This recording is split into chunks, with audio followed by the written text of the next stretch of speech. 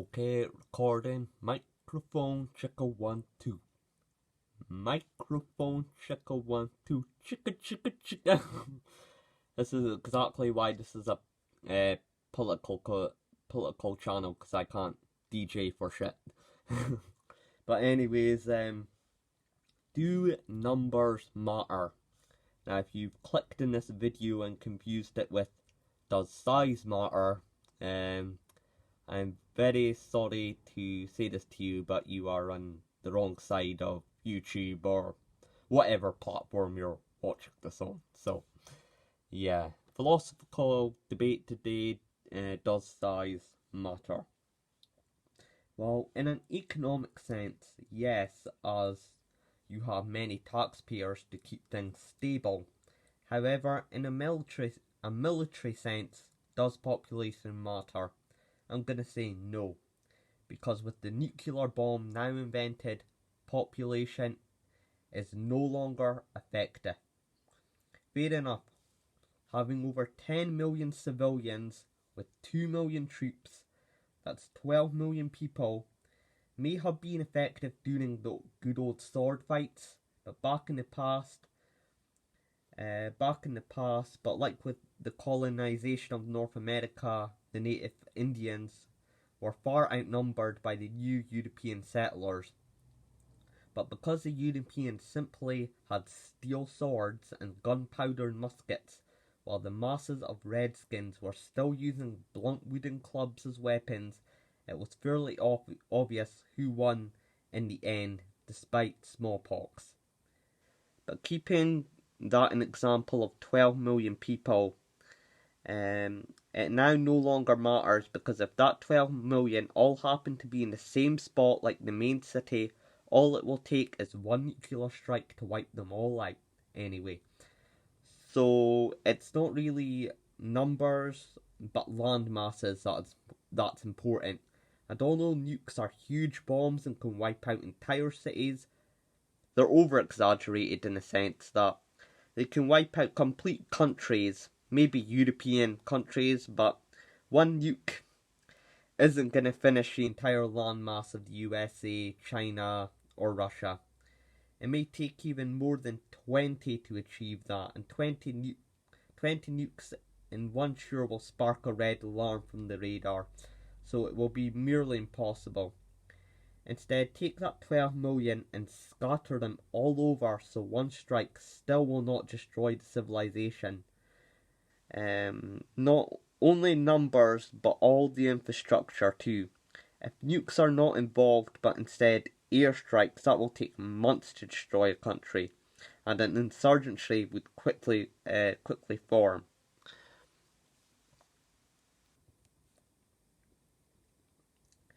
So yeah, an insurgency would quickly form, and it would take extremely long to destroy a country in a conventional manner, but nukes have totally changed that. So yeah, so where was I? I've lost my place now. So I may be repeating myself there. So instead, take that 12 million and scatter them all over, so one strike still will not destroy the civilization, not only in numbers but in infrastructure too. If nukes are not involved, but instead airstrikes, that will take months to destroy a country, and an insurgency will quickly form. That's where we were before I lost my place. Also, by scattering in an open border empire creates a hold in different climate combats, which will confuse the enemy to have a fight insurgents in both desert, jungle, and Arctic environments. So what I'm saying is, huge swaths of landmass is more important than having a densely populated area, because nuclear bombs can just take out that one area anyway. But back to technology. Once again, population and size don't matter. War is all about weaponry than the actual violence. The Byzantines may have had an empire, but it meant nothing when the Turkish nomads came and crashed the walls, opened with newly introduced cannons to create the Ottoman Empire. So right, Now, the most powerful force is the nuclear bomb, splitting the atom, but other countries have experience with the fact an entire chapter in history is devoted to that. They have become overrated. So what I'm saying is the nuke is now obsolete. So it's now up to us, instead of trying to make a nuclear program of our own, why start to compete with someone who have already been doing it for over 50 years?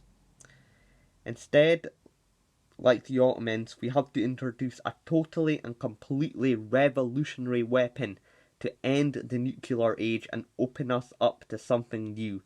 The only thing I can possibly think of is a black hole bomb or weather control, but nothing chemical, as diseases would affect everyone and not just the intended target. No point investing in helicopters, tanks, missiles, guns, when a nuke can just wipe that all out.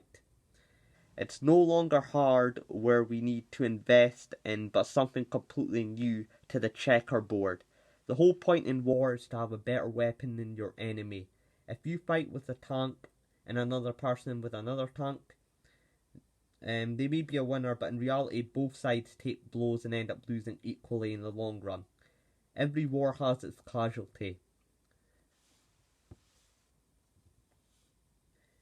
So yeah, every war has its casualty. The point being is what works up to a nuke. And once again, if they have a nuke, then you need something even better than the nuclear hydrogen or atom bomb. If they fight with fire, you fight with water. You need the opposite, something different and something better. That's just my military mindset. Heck, if it even works in downgrading way, if they are the superior force and then start banning guns, then there are plenty household items to make into bombs. Sure, it's not better technology, but it's still equal enough to slow down their efforts. Anything can be weaponized and can be used to hurt people. You just have to be creative and think outside the box. Embrace science and you can come up with things big.